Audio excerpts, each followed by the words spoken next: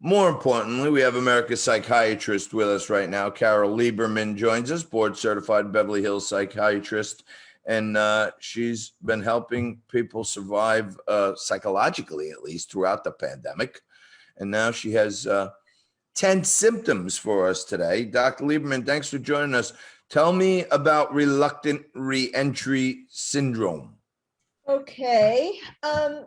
People are, we're hearing about all over. People are open, like for example, in New York and the tri-state area, they are talking about how things are going to be opening up May 19th and so on. Well, first of all, I take all of that with a grain of salt because, we've heard that a million times and then they go backwards and all of that. So we can't really trust any of this. But regardless, as we are moving in that direction, not everyone is as excited about it as others or as people expect us to be. A lot of us are holding on to the sides of the pool, not really wanting to go in and get wet yet. And there are a number of reasons for that. First of all, we don't really know what this new normal is. So there's this vague sense of free-floating anxiety, meaning that it's not attached to any one thing that we have a phobia about, but it's just a general sense of, new normal, what is that going to look like? So that's the first symptom of the reluctant reentry syndrome.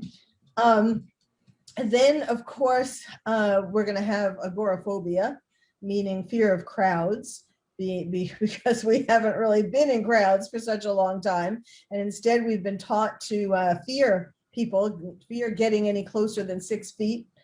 And then also, many of us have gotten fat and furry.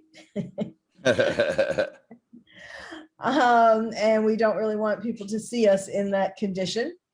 A lot of us are, if we have kids, we're afraid of sending them out into this new world. We don't really, the thing is, with the new variants, with the whole question about vaccines, the side effects, the should we, shouldn't we, how many people are going to get them in the end? Are we going to have herd immunity? Now they're thinking no. So there are so many questions that make us fearful of really trusting what we've been told, for starters. So, Doc, let me just ask you this: the agoraphobia, right? The fear of being in crowds. If you didn't have that before, do you think you will have a higher instance of having that now? Yes. If you didn't have it before, and most people don't really have it, the fear is, it's not just, now we have the extra added factor of being afraid of being too close to people because they could be carrying a variant or they could be sick with COVID. But it's also the fear of not being able to get help if you're in the middle of a crowd. Nothing to do with COVID, like before COVID. It's just the general sense of, I'm going to be swallowed up in this crowd. And since we've been so, locked down and isolated and all that from people, even if there was absolutely no more COVID in the world, we'd still have this because we're not used to this sensation of being swallowed up in a crowd of people. Got it. So, now these new strains, this is number 6 on your list. Yeah, yes. There is we don't know the answer yet as far as whether how susceptible we are to catching it, how much the vaccines are going to protect us or not protect us, those kinds of things. Another one that is kind of a fun one, so to speak. A lot of us have been using the lockdowns, the pandemic, as an excuse for not having a partner. Well, now that we're no longer going to be locked down, we're not going to have that excuse anymore. Really? So what about, some people, last year, Doc, the governor of New York had said that if you have more than a certain amount of people at your house, they could come in your house and throw them out. It was kind of weird around the holidays, if you remember. And I came up with an amazing plan because I thought COVID was working for one thing. I invited all the family members that would be at the event, right? And then I actually called the sheriff on myself, and when they came in, pointed to the family members that I wanted out. You understand? So I actually used the order to eliminate the friends and family that I didn't want there.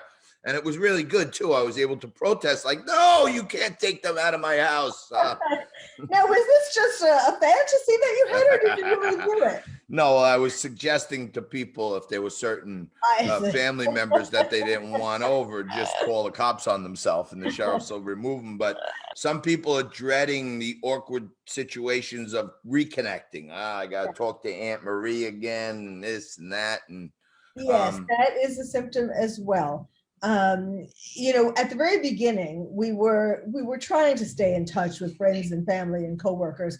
I mean, a lot of coworkers you had to stay in touch with. That was part of what your job necessitated. But as the pandemic went on, we really have really curled into ourselves and haven't been in touch as much as we were.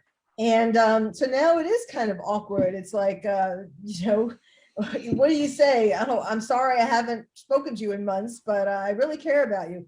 So that kind of thing is very awkward, depending upon what your relationship was with them before. So there's that. You know, this is going to be a difficult time, and the key to the whole thing is that we can't push ourselves. You know, like you can think of it like a pool or a diving board. If somebody comes, you're standing on the edge and somebody comes over and pushes you in, that doesn't usually go well. So we have to be really kind to ourselves and to people we care about, and just let them take baby steps and go into this new world as calmly or as comfortably as they would like. Got it. And then finally, I guess a lot of people are coming to the realization, well, it's over, and all the same monotonous things I used to, I want to rebirth here. Yes. But they don't know how to be reborn for themselves. Yes, this is a big opportunity for people. Yes, that's number 10 symptom. This is a big opportunity, because we really do need to take a good look at what our life was like before the pandemic, and think that now we have an opportunity to recreate our world. You know, do we really? Oh, and this is part of it too. Another symptom I left out, sorry, FOMO, fear of missing out. As we start hearing about all the things that are opening up, we start feeling, oh my God, if, you know, like I was reading about Broadway opening. Oh, you know, I'm thinking, oh, wow, Broadway's opening. I have to go out and, you know, go to a bunch of shows. Well, you know, that's great, but there's a lot of pressure with fear of missing out. And so you need to sort of calm down and think about what things, I mean, you know, that is something you might really want to keep, but there are lots of things, lots of obligations that you were excused from during the pandemic that you might not want to pick up again. Right. You know what, Doc, I'll tell you a funny story. I am, I would say, happily divorced. I mean, I have a very good relationship with my kid's mom, right? Mm-hmm. And she was recounting this story to me, that she was with a bunch of her girlfriends and they were all complaining vociferously about being locked up in the house with their husband for so long that they were like, wanted to, you know, kill them, literally. Like, I can't wait for them to go back to work, right? And she looked at me and she said, you know, we have probably a better relationship now. I told all my friends, thank God we're not married anymore, because we're getting along as good as ever right now, and everyone else is complaining about it. So you think this is going to raise the instance of broken marriages? Oh, I know already that it is. What's happening is that married people who had to spend all this time together are looking at each other and realizing, wait a second, why did I marry this person? I don't have anything in common with them anymore. They have changed. You know, all these different things that they're asking themselves. I mean, also familiarity breeds contempt. You know that saying, familiarity breeds contempt? And that's what's been happening a lot too. So divorce lawyers are getting, their phones are ringing off the hook. Yeah, I would bet. And I mean, the incidence of divorce was more than half before this, so it probably doesn't bode well for the rest. I think we skipped one here, Doc. Mhm. Um, so you say your contention is that some people are going to be guilty over letting their kids go back out into this, new, Yes. world. Yes. Parents are really in turmoil, trying to figure out what is best. On the one hand, they know that their kids haven't learned anything in school, during when it's been Zoom learning, online learning. And so they want their kids to get back and become interested again in school. But on the other hand, there's all this question about, is it safe? Of course, the teachers and their teachers union are trying to say, oh no, we don't want to go back to school. So there's all this question about how much, and what about sports? Do we let our kids play sports? They need that to be healthy and see their friends again and so on, but is that really safe? So it's just a lot of and each parent needs to figure that out for themselves, become as knowledgeable as they can, look at both sides, look at what, I mean, for example, in the same family, a child who is doing okay with online learning and they're scared of maybe the danger of COVID hasn't passed, they might not want to send their kid back yet. But a family where there's a child, or in the same family, even if there's a child who has totally lost interest in learning, and is falling further and further behind, they might make a better decision to send them back and take whatever risk, albeit slight, that there might be. So it's just a matter of being informed and looking at all kinds of news, not just fake news, but looking at all different kinds of media outlets and putting it all together in your mind and what makes the most sense to you. Dr. Lieberman, you're the best in the business. Can you give me any insights? Like, there's this whole hubbub now about Snow White. They want to cancel Snow White at Disneyland. What?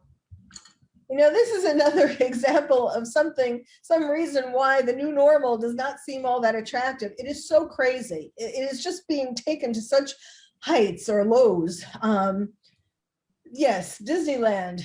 They, are opening up, and they have this event or exhibit where Snow White gets kissed by the prince. That's the story. That's the fairy tale. But they want to change the fairy tale and not have her kissed by the prince and wake up, because that is a non-consensual kiss. I mean, give me a break.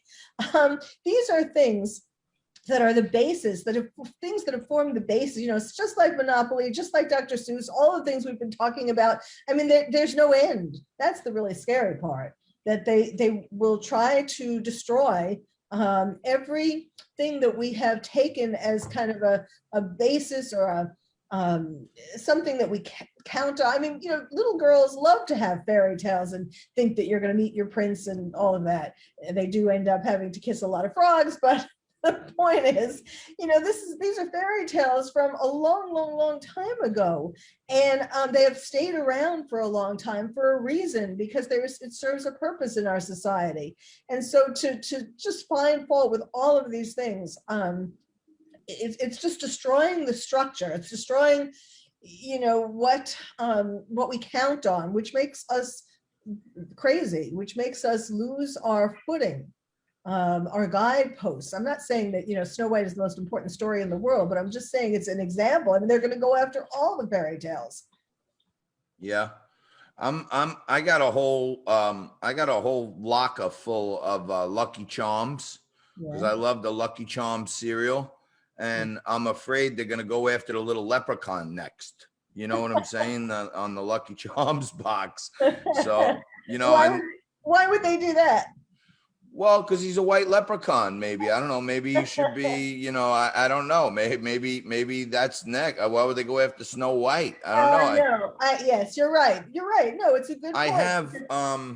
I have post-cancel traumatic syndrome, Doc, PCTS, because they have canceled my kitchen significantly throughout this pandemic.